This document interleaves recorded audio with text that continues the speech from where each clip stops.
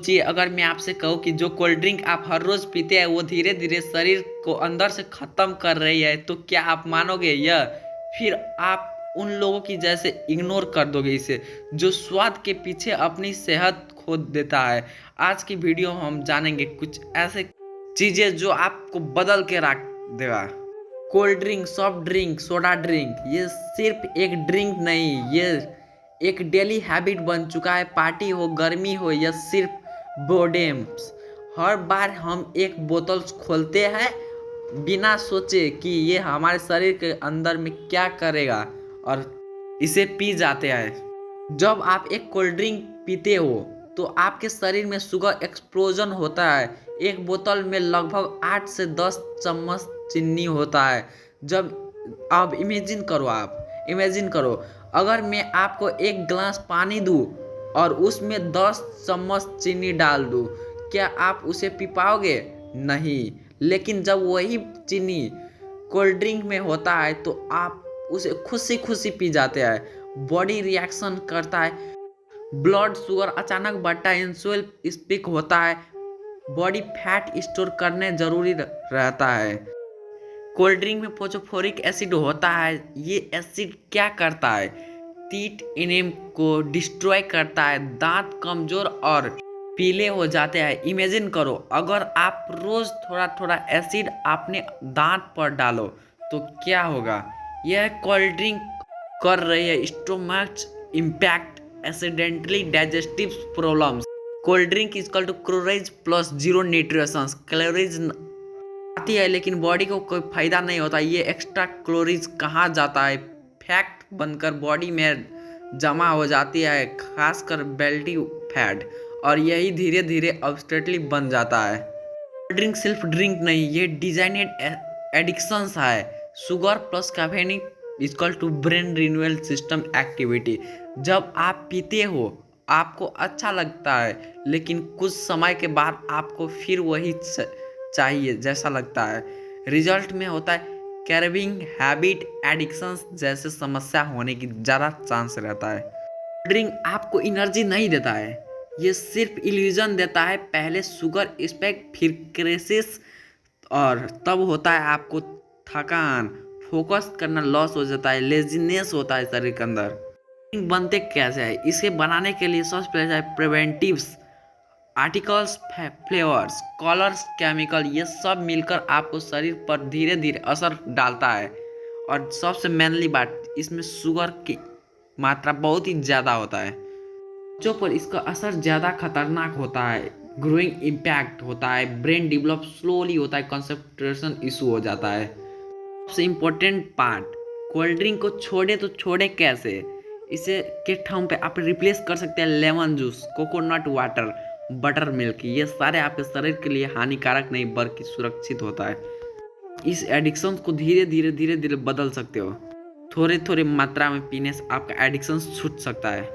आपका शरीर आपकी रिस्पॉन्सिबिलिटी है। कोल्ड ड्रिंक का टेस्ट कुछ सेकेंड का होता है, लेकिन उस नुकसान सालों तक चलता है। अगली बार जब आप इस कोल्ड ड्रिंक को उठाते हो तो खुद से पूछना, ये मुझे रिप्लेस कर रही है या धीरे धीरे डिस्ट्रॉय? क्या ये हमको रिफ्रेश कर रहा है, माइंड क्लियर कर रहा है, या हमको डिस्ट्रॉय कर रहा है भीतर से, इशू टिशू कैंसिल कर रहा है? अब ये एक बार अपने आप में सोचना, ये क्या हमको सुरक्षा कर रहा है और या डिस्ट्रॉय कर रहा है?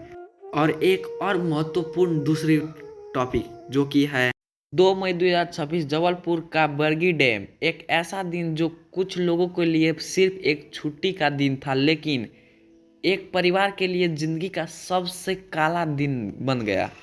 कुछ ही मिनटों में एक खुशहाल सफ़र बदल गया दर्दनाक सफ़र में। एक माँ और उसके बेटे जो घर जा रहे थे और लौटने वाले थे, लेकिन कभी वापस नहीं आ पाए। लेकिन असली सवाल ये है, क्या यह सिर्फ एक एक्सीडेंट था या फिर एक ऐसी लापरवाही जिसे रोका जा सकता था? नमस्कार दोस्तों, आज हम बात करेंगे जबलपुर के बरगी डैम के बारे में, वहाँ पे हुआ हादसा के बारे में, जिसने हर किसी को सोचने पे मजबूर कर दिया। यह सिर्फ दुखद खबर नहीं है, ये एक चेतावनी है हमारी सुरक्षा व्यवस्थापन की सच्चाई के बारे में। इस वीडियो में हम जानेंगे आखिर उस दिन क्या हुआ था, किसकी गलती थी और सबसे ज़रूरी बात, क्या ये हादसे रोका जा सकता था। 2 मई की सुबह बरगी डैम का नज़ारा हमेशा की तरह खूबसूरत था। परिवार, दोस्तों, सभी लोग यहाँ घूमने और बोट राइड का आनंद लेने आया था, लेकिन इन्हीं लोग में से एक माँ और उसका छोटा बेटा भी शामिल थे। के लिए सिर्फ एक ये छोटा सा ट्रिप था, यादों बनने का मौत। बाटो धीरे धीरे पानी में आगे बढ़ रही थी। हंसी, बातचीत, तस्वीर सब कुछ सामान्य था, लेकिन अचानक ऐसा हुआ जो किसी ने सोची ना होगी। कुछ गड़बड़ होने लगा, बाटों का संतुलन बिगड़ने लगा, लोगों घबराने लगे और फिर कुछ ही सेकंड में वो बोट पलट गया और खुशियों की आवाज़ चीखों में बदल गई। बोट पलटी, लोगों पानी में गिर गया। कुछ लोगों तैरना जानते थे, उन्हें खुद को बचा लिया, लेकिन हर कोई तैरना नहीं सकता, इसीलिए कोई खुशी की कीमत भी उसे दर्द में चुकाना पड़ा। सबसे दर्दनाक बात, इसमें एक बच्चा भी शामिल था।